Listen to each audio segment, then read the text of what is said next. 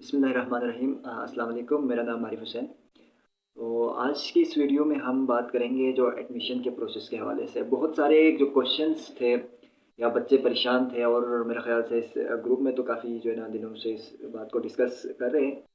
तो बहुत सारे कमेंट्स आए हुए हैं, इनबॉक्स आए हुए हैं और आपस में बच्चे बहस भी कर रहे थे कि जो गिलगित बल्तिस्तान के बच्चे हैं, जिनका एडमिशन हुआ है एमबीबीएस और बीडीएस में, वो लोग फ़ीस जो है अपनी वो कैसे सबमिट करानी है? यूएचएस को सबमिट करानी है या कॉलेज को सबमिट करानी है? इस बात पे ना काफ़ी बहस और जो है ना आर्ग्यूमेंट्स एक-दूसरे के साथ कर रहे थे। तो इसका सिंपल सा जो आंसर है वो ये है कि जो गिलगित बल्तिस्तान के जो बच्चे होते हैं, उनका जो सिलेक्शन आप वो अलग सिस्टम से होता है। जो directorate of education and colleges Gilgit Baltistan वाले हमारी सिलेक्शन करते हैं और जो बाकी पंजाब के स्टूडेंट्स हैं या जो सिंध के स्टूडेंट्स हैं या केपीके के स्टूडेंट्स हैं या कश्मीर के स्टूडेंट्स हैं, उनका अलग एक जो है ना सिलेक्शन सेंटर्स है। तो इसमें ये होता है आफ्टर सिलेक्शंस मेरिट लिस्ट लगने के बाद, जैसे कि अब हमारी जो लिस्ट लगी है उसमें कॉलेज वाइज़ भी डिस्ट्रीब्यूशन हो गई है और बिल्कुल इसी तरह कश्मीर के बच्चों का भी होता है।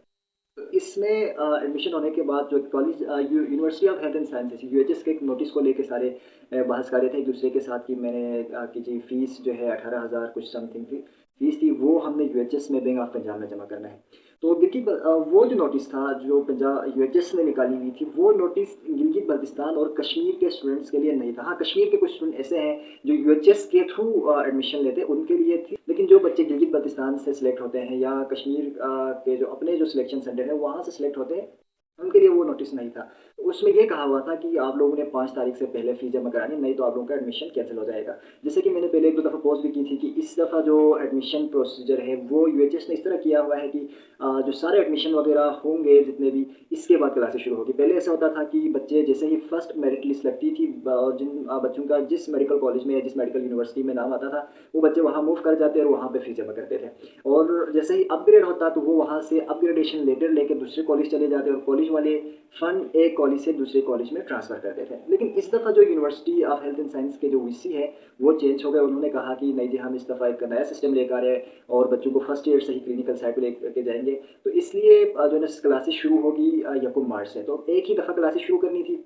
इसलिए जो university of health and science ने जो फाइनल लिस्ट जो जब निकालेंगे या देंगे, इसके बाद उन्होंने क्लासेस शुरू करनी थी। तो पंजाब में हम सबको पता है कि बहुत सारी लिस्ट लगती है, 7-8 मेरे ख्याल में 10-12 लिस्टें भी लगती हैं। इसलिए उनके जो अपग्रेडेशन का प्रोसेस है उसको तेज़-तर करने के लिए जो university of health and science ने एक नोटिस निकाला था कि आप लोगों ने admission fees direct university of health and science के अकाउंट में जमा करना है बैंक ऑफ पंजाब में, ताकि वो दूसरी लिस्ट निकाले। लेकिन जो गिलगित बल्तिस्तान के बच्चे हैं, उनका जो सिलेक्शन लिस्ट जो सिलेक्शन हो गई है directorate of education and colleges से, उन्होंने जो है ना यूएचएस के जो वेबसाइट जो है ना बैंक अकाउंट है, उसमें जो है ना फ़ीस जमा नहीं करनी है।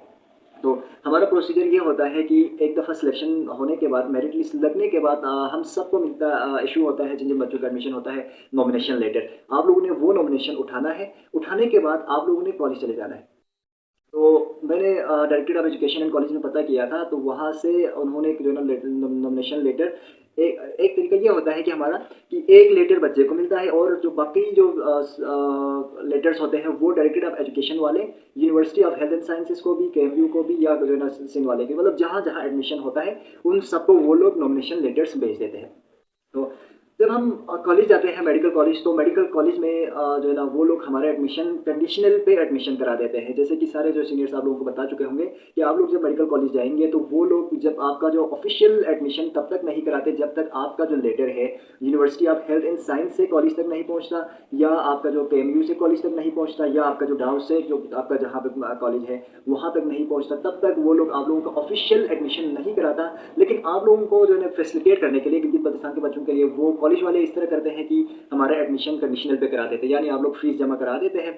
तो इस तरह हमारा एडमिशन सिक्योर हो जाता है और बच्चा क्लासेस लेते रहते हैं। जब वहाँ से जब लेटर आएगा, इसके बाद वो आपको एक ऑफिशियल रोल नंबर इशू करता है और आपका ऑफिशियल एडमिशन होता है। तो बहुत सारे बच्चे ऐसे थे कि हमने फीस कब जमा करानी है और कैसे जमा करानी है। तो ये है कि एडमिशन का जो प्रोसीजर है वो शुरू हो चुका है। जैसे ही आप लोगों को लेटर मिला है, आप लोग अपने कॉलेज जा सकते हैं, जौन-सा मेडिकल कॉलेज है जिसमें आपका एडमिशन हुआ, अपने सीनियर के साथ कॉन्टैक्ट करके आप लोग वहाँ मूव करें, वहाँ चले जाएँ। वहाँ जाने के बाद आप लोग जैसे कि मैंने कहा कंडीशनल पे आप लोग वहाँ से चालान वगैरह जितने भी फीस वगैरह है वो निकलवा के आप लोग फीस जमा करें। और अपना एडमिशन करा दें अगर कराने हैं तो। लेकिन जो एडमिशन का प्रोसेस मैंने जब पता किया तो वो लोग कह रहे हैं कि आप लोग जब मार्च में क्लासेस होगी तब आ जाइएगा, तब भी एडमिशन का प्रोसेस हो सकता है। लेकिन अभी अगर आप लोगों को ऐसा डर लग रहा है कि मेरा एडमिशन कैंसिल हो जाएगा या नहीं होगा, तो आप लोगों ने इस तरह करना है कि अभी जाके आप अपना एडमिशन करा के वापस जा सकते हैं।